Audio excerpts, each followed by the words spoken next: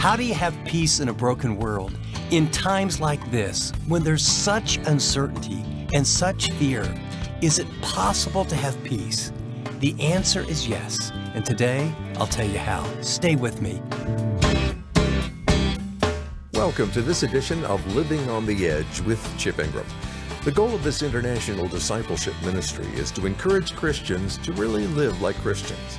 In just a minute, Chip will pick up in our study of Philippians chapter 4 by posing a question a lot of us are asking these days. In such a divided and chaotic world, how is it possible to choose peace?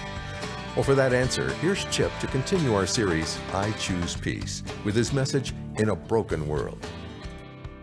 Pick up your teaching notes. We're going to jump right in. And as we jump right in, I want you to really think about, pause. What's the greatest fear you're facing today? Not some generic. You personally, your life, sitting here, what's the greatest fear you're facing? I want you to really name it. Fear of the future, fear of health, fear you'll never get married, fear the marriage will never get any better, fear for one of your kids, fear about the economy, fear about politics, fear about racism. What is it?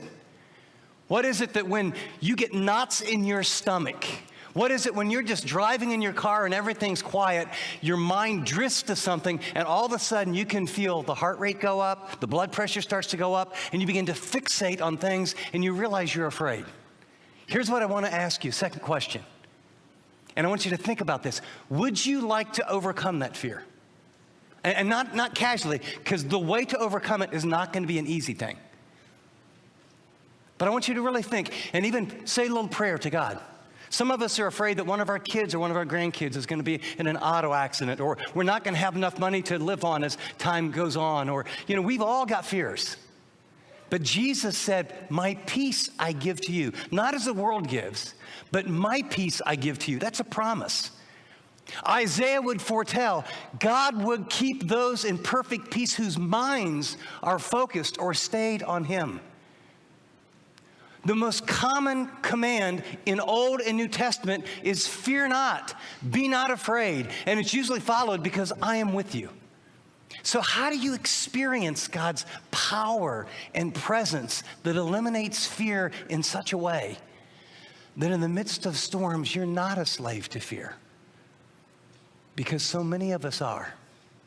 In order to discover that, I'm going to suggest that you need to understand how God has made and wired your mind and your emotions, how they work together. And when you do, and when you understand that, then you understand exactly what you need to do. Because yes, there are challenging things happening in the world, but I want to tell you how we think some of us are feeding our fears instead of starving them. And I'm going to talk this morning about starving your fear and feeding your faith. There's a study at the University of Tennessee a number of years ago. It was not very complicated. It was a 12-year study. There was a control group that heard 5 minutes of a radio program with just benign information. There was an experimental group that heard 5 minutes of information that was all negative. There was an earthquake in such and such a city. A child was abducted in Memphis. Just 5 minutes. No video, just 5 minutes. After 12 years, they did an evaluation of both groups to find out, was there any impact of 5 minutes of negative audio content over a 12-year period? The results. The people in the experimental group were more depressed. They believed the world was a more negative place. They were less likely to help others. And they believed that those things that they heard over the last 12 years would happen to them. Now pause, think about this. This isn't like an hour of the nightly news. This isn't like a 3-hour movie. This isn't like in front of a screen, things blowing up. This is just 5 minutes of audio.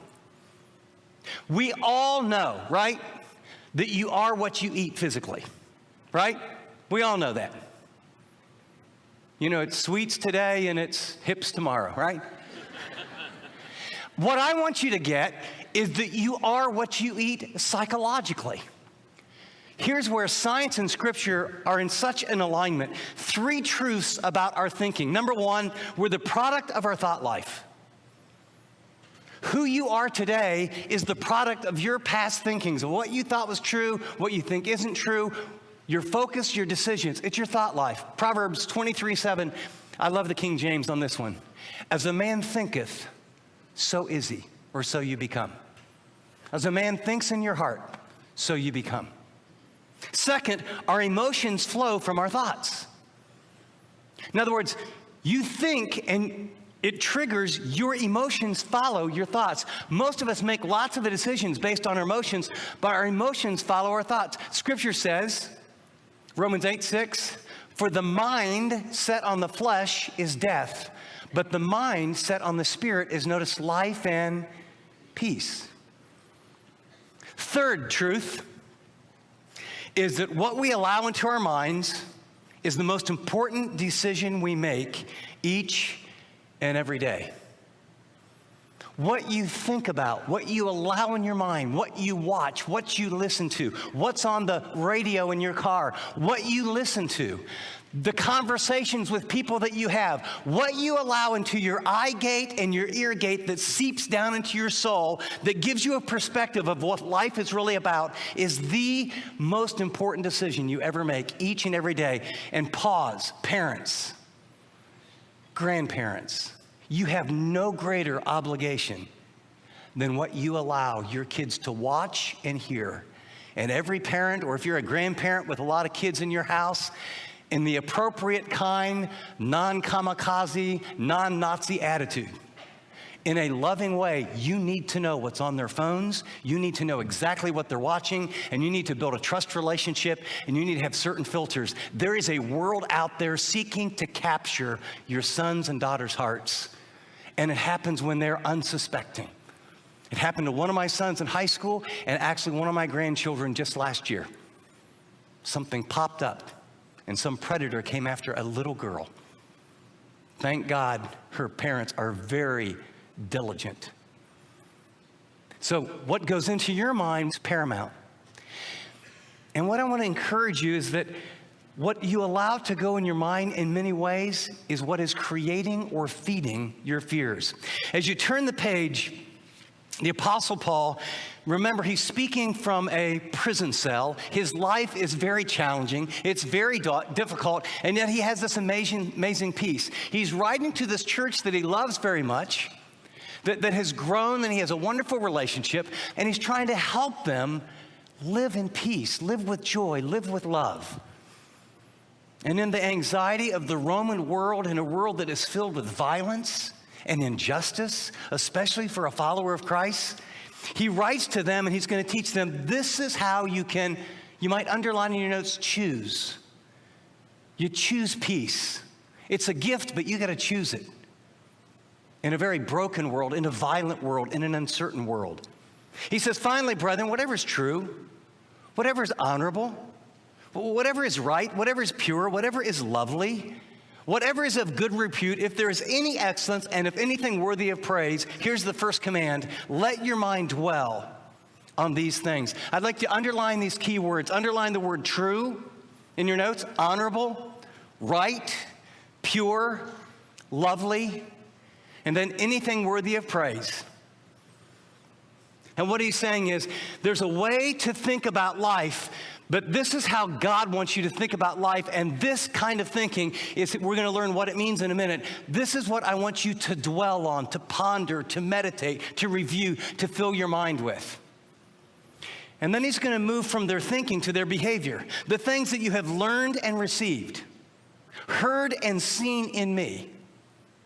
Here's the second command: practice these things. Notice, they weren't just sitting in a room listening to the Apostle Paul. The things you learned, in other words, they had an appetite, they took it in. That you received, you actually applied it. The things you heard, they heard him talk, and you saw, they watched him model it. He says, I want you to practice the very kind of teaching and lifestyle that I had. And then very last line, he says, here's a promise. It's not the peace of God this time. What is it? The God of peace will be with you. In other words, the God of shalom, the God of blessing, the God who gives favor, the God who protects, the God who wants to give you the very best in life. Not just will he give you his peace, he'll be with you. And so here's what I want to do. This is one of the most important messages that I'll ever get to give anywhere at any time. Because think of this. I don't know if I'll be here 2 years or 5 years or 10 years from now. But here's what I know about me, and here's what I know about you and every person watching this. You are the product of your thoughts. And we are casual with what we allow into our mind, and it is shaping your character, it's shaping your decisions, it's shaping your emotions. And if you and I would get very, very serious, he's going to give us 6 words, and I'm going to define each one, and then I've created a little question out of each one that you and I could say, if you took this seriously, before I let this in my eyes, in my mind, or in my heart, or in one of my kids or grandkids, or in my house, I'm going to ask one of these 6 questions. And if the answer is, this is good, it comes in. And if the answer is, it's bad, it doesn't. And here's the deal. You do that for 90 days, you will be shocked at your emotional health. You'll be shocked at the changes in your life. Because we've grown accustomed to allowing lots of stuff that disturbs your soul. Lots of lies that tell you that you don't measure up, that life is terrible, life is violent, life is uncertain, bad things are going to happen. And then you live in fear. And living in fear is the opposite of living in faith. So you ready to go? First command is to dwell on these things. The word means to think deeply, to review, to replay, to meditate, to talk about, to analyze, to ponder, to deduce. Colin Brown is sort of the expert in New Testament dictionary. And I love the one, the word is, are you ready? Listen to it. Logizomai. Can anybody hear English word logic? Logic? It's a word, he says, that's not unemotional or philosophical thought, but it's the very process of reasoning and the deduction which separates good from evil. It's dwelling on what you see, what comes on the screen, the email, the blog, and asking yourself, dwell, ponder. Here's, though, the things you want to dwell on. Number 1, things that are true. This word means objectively true, that which conforms to reality, versus things that are deceptive, illusions that promise peace and happiness. I want you to think about, okay, so what do you know is true? So it would be pondering and dwelling on Scripture that's true. It'd be pondering on some truth about your life. This morning, I don't know if you all ever have this. Do you ever just wake up and feel a bit negative and not know exactly why? Just kind of like semi-bummed out. I mean, I just taught this last night. You would think I would wake up chippy. And I laid in bed, and it was early, and just this sort of negative filter. And so I decided I would practice this, so I prayed through Psalm 23 a couple times slowly. And when I got done, I felt slightly less negative. And then I had this thought, I've got to do these exercises for my back. Yuck, I hate to do those. And so I decided, okay, I'm going to do that. And then so as I thought, okay, here's what I'm going to do. Whatever verse comes to my mind during all my exercises for 40 minutes, I quote it out loud, passage, passage, passage, passage, passage. And then I decided, you know what? I'm going to declare what's true. I am the Son of the living God. I have an inheritance from Him. He's already reserved a place for me in heaven. He's deposited spiritual gifts in my life. I have His peace living in my heart. He has blessed me with a wife that is loyal and loves me. And I just started to declare out loud with verses all the things that were true. And my emotions went, psst, wow, just filled with gratitude. You have to focus on what is true. By contrast, there's lots of premises and lies that over time in our family of origin that we tend to believe. In a book by Tommy Newberry, it's the 4-8 principle. It's about this verse. He lists some things that we tend to unconsciously tell ourselves that produce emotions that are negative and often fear. Things like, I'll never be happy again. This is just the way it is. This probably won't work. If I had more money, it wouldn't matter. I would just probably worry about it. I don't have what it takes. This always happens to me. Well, the honeymoon is officially over. He doesn't love me anymore. I'm not worthy. I'm just not very creative. My back is always going out. I like that one. I have to just accept my limitations. I never say the right thing. That makes me so sick. If that happens again, I'm going to be so mad. We can't agree on anything. He doesn't find me attractive anymore. I just don't think I have what it takes. I always seem to blow it when it comes, I say the wrong things. Well, I guess do you hear those things? Those are things that you and I tell ourselves. I don't measure up. This marriage will never get better. My kids, my dad was like this. His grandfather was like this. I've got this addiction. I've tried hard. I just have to live with it. Here's the deal. If you think you can, or if you think you can't, you're 100% right. Ponder that. You're the product of your thought life. And by the way, this is not positive thinking. All the positive thinking, there's big elements of truth, but this is thinking way beyond what's positive. This is what's true. This is what God has said. Some of the lies that you all believe, they're very, very subtle, and they're mixed with truth, like, I will be a complete failure as a parent if my children do not get into a very exclusive school and go into a profession like a doctor or a lawyer, etc. I'll be a failure. And it produces anxiety, and it produces pressure on your kids, and it produces amazing things that are super unhealthy and very dysfunctional. I can never be happy unless I get married. I will never be happy until we own our own home.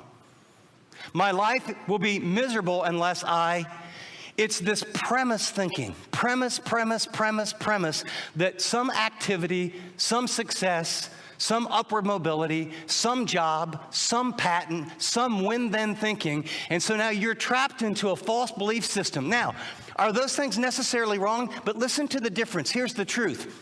It would be nice if one of my children get into an exclusive university by the grace of God, walk with him closely, and are used by God in a profession that would bring glory to him and happiness to them. It would be nice, but it has nothing to do with my value as a parent.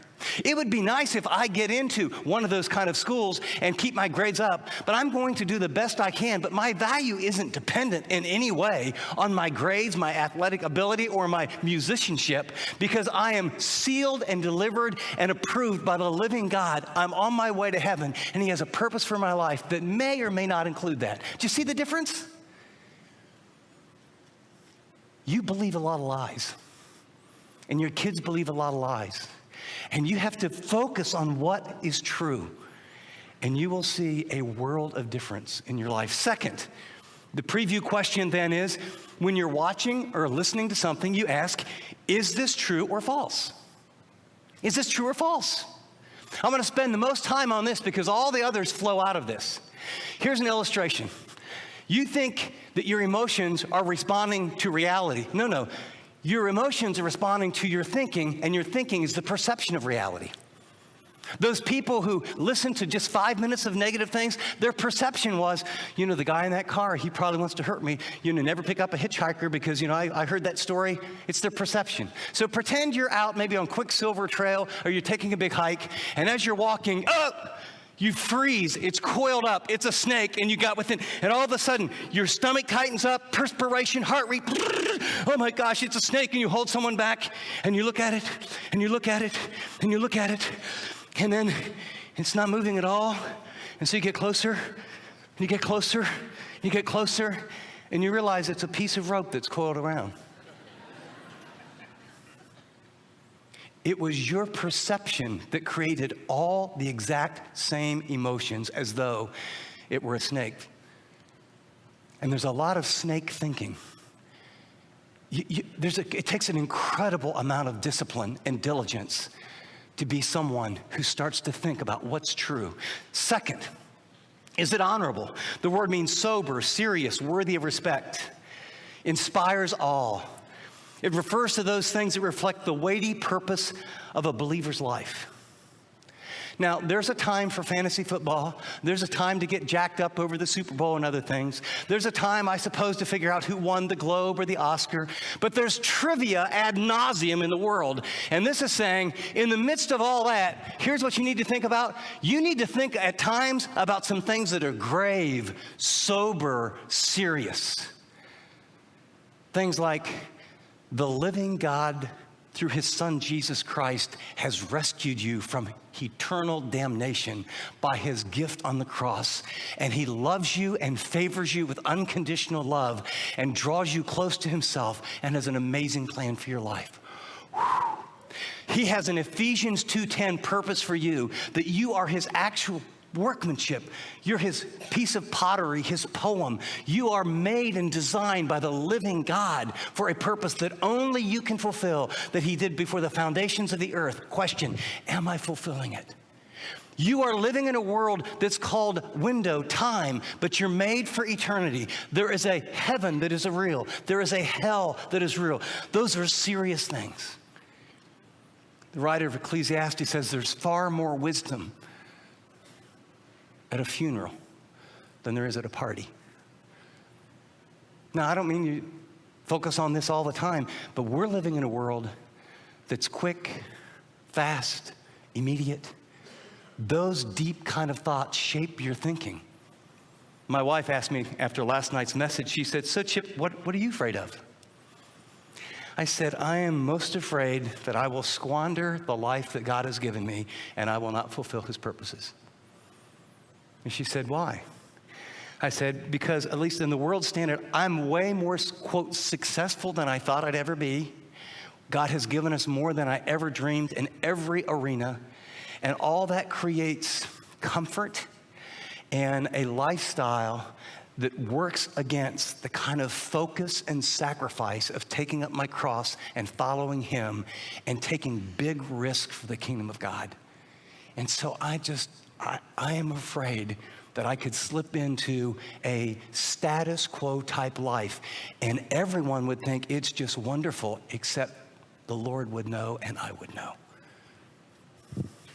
Ask this question: does this honor or dishonor God? When you're watching it, does this honor God? Does this really honor God? It might be gray. It might be just be evil. That's easy. But does this show honor God? Does this conversation honor God? Does this movie honor God? Does the book I'm reading, does this relationship honor God? Third, is it right? The word means righteous. It's used in the New Testament to refer to the Father, to Jesus, to God's actions, to God's character. It pictures doing what is right when tempted. You might write the word integrity. At the heart of this is there is a standard that's not outside of God, but God's very character creates a standard. And integrity just means there is an alignment with that. And the question you want to ask, is this right or is it wrong? Did I just say the whole truth or a partial truth? Is this what's really clearly I know is true, or is it a white lie? Is it everyone does this on their taxes and that time is coming up, or is it absolutely pure? Is this I'm padding my expenses just a little because I can kind of justify it and I know and get away with it? Or in fact is this integrity? We really love each other, but are we married or are we living together? Is this recreational, just sort of a spicy 49, 50, 51 shades of gray? Or is it just absolutely wrong and immoral and should never be in my house? Is it a game that honors life and love and warmth, or is it a game where people get blown up? And I've put it in front of my kids where their thumbs are killing and mutilating thousands of people, hours on hours in addictive behavior. Just ask yourself. You've been listening to part 1 of Chip's message, In a Broken World, which is from our series, I Choose Peace. Chip will be back with us in studio shortly to share some helpful application for us to think about. Have you ever thought about what it means to be at peace? Is it just a fulfilling job, a happy household, financial security? Well, many people put stock in those things, but they don't last. Eventually, the shine wears off. In this 12-part study of Philippians chapter 4, Chip explains where this attitude of discontentment comes from and the ways it steals our joy. Stay with us as we learn how to move beyond that temporary feeling of calmness to a lasting, peace-centered life. To help you on this journey, during this series, we're offering every listener a copy of Chip's popular book, I Choose Peace, at no cost. We want to encourage you to completely lean on God and trust Him through the highs and lows of life. So to learn how to get your free copy of I Choose Peace, go to livingontheedge.org or text PEACE to 74141. That's the word peace, P-E-A-C-E, to 74141. Limit one book per customer while supplies last. Well, I'm joined in studio now by our Bible teacher, Chip Ingram. And Chip, in this society, it's getting tough to be a genuine follower of Jesus because many believe Christianity hasn't delivered on what it promised, or Christians don't really practice what they preach. And boy, those accusations sting a little because, there's some truth to them. Well, Dave, you're right. And I think every organization, and the church worldwide is an organization, requires some self-reflection and evaluation. Even businesses have an area called quality control. And to our fault, we need to own that we've kind of built a lot of buildings, and we've had budgets and programs and strategies, and often it's been about the growth of the church or the size of the church. And we've missed it to some degree. And there's great, wonderful exceptions, but Jesus said, "Go therefore and make disciples," not get a lot of people to pray a prayer or fill your buildings. And I say this, as a pastor, I've certainly been a part of the problem. But at this stage of my life, and when I look at where the world is, and as we do face the future together, there's not a greater need in all the world than us becoming genuine, authentic, mature followers of Jesus, and then reproducing that in our families, in our neighborhoods, our communities, and our workplaces. And that is the calling of Living on the Edge. And it's been interesting as we provide teaching and small group resources and tools for business people and pastors and families. God has allowed us to experience just an explosion in ministry. God is expanding our borders at a rate and a pace that requires financial resources beyond what we've ever seen before. And so it's great when you give a gift now and then, or others who give a gift now and then, but our real need is for monthly partners. And so on this day, we're going to be people who make a difference rather than criticize the church. And I'd like to ask you to help us make that difference. Would you pray and ask God if He wants you to be a monthly partner to Living on the Edge? And then after you pray, just do whatever He says to do. And Living on the Edge will fulfill all we're supposed to do, and you'll fulfill what He wants you to do. Great encouragement, Chip. So if you'd like to be part of growing this ministry, pray about becoming a monthly partner. Your gift will go places and accomplish ministry work like you wouldn't believe. So set up a recurring donation today at livingontheedge.org or through the Chip Ingram app. Or if it's easier, text DONATE to 74141. That's the word DONATE to 74141. Thanks for your support. Well, now here's Chip with his application. As we wrap up today's program, this is some of the most profound teaching in the New Testament. I happen to have majored in psychology in undergrad and did graduate work in psychology. And long before all those theories, long before Freud and all the others, the Apostle Paul has insights by the Spirit of God into how our minds work. In fact, you heard earlier in the message when I talked about the research done by the University of Tennessee, we are the product of our thoughts. I mean, it's not our thoughts define and create our emotional responses. Remember the little story about the snake and the rope? When you see that, your perception, your thoughts, what you think creates an emotional response. And although I would love to say we're all very logical and linear and strategic, the fact is the great majority of our decisions and our behavior is a reaction to our emotions. And the Apostle Paul then says, okay, dwell on these things. And then he's going to list 6 or 7 very specific things that provide a filter to say, don't think on these bad things, because viewing things, thinking on things, reading things, taking things in that are negative, ungodly, wicked, that attract your flesh, that make you want to do what's wrong, when you think and dwell on those things, it will literally play out in your behavior, and then you receive the consequences. Now, I want to say a couple things that sound very strong, but someone better say these now. We're losing our kids in evangelical churches. And I've done the research. The number one reason that we're losing them is when they look at the life of their mom and dad, when they look at the lives of a lot of people that they go to in their, quote, evangelical church that teaches the Bible, that has, great worship and all the rest, there's not authenticity. The second half of that is that we can take our kids to church, you can even put them in Christian schools, and you can even be a good moral person. But if your kids are feeding on social media, on violent games, if they're watching things on Netflix, I see what's on the television and the kind of content that is going into the minds of our young people. And are you ready? Our not so young people. And this is what I'll tell you. What we currently see in the behavior of Christians, in the value of Christians, and in Christian families is a direct correlation to what we're putting in our mind. I just have to tell you, if you want your children or your grandchildren to have different kind of lives, it begins with us and what we put in our mind. Little by little by little, we begin to tell one another that, oh, that's not so bad and that's not so bad. I'm not talking about rigidity or legalism. I'm talking about a filter where you ask questions like, is this true or false? Does it honor God or not honor God? I literally have taken this passage and I have a 3x5 card and it's right next to my television. And before there's a movie, before I watch a television program, before I download something to watch, I ask 5 or 6 questions about what is this going to do to my mind? Because my thoughts will produce my emotions that produce my behavior, that will produce the consequences and the outcome of my life.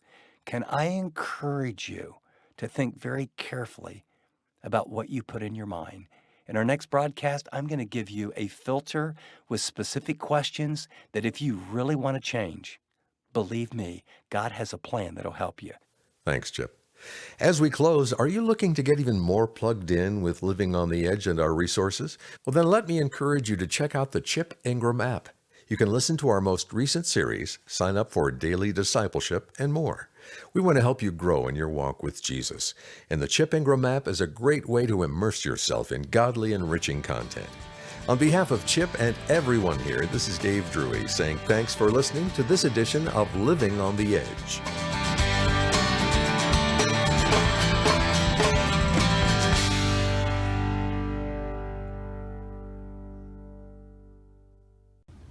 Thanks so much for watching this video.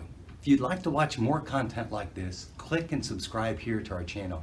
And by the way, if you'd like to know more about Living on the Edge, find out about more resources, maybe get on the mailing list, go to livingontheedge.org. See you next time.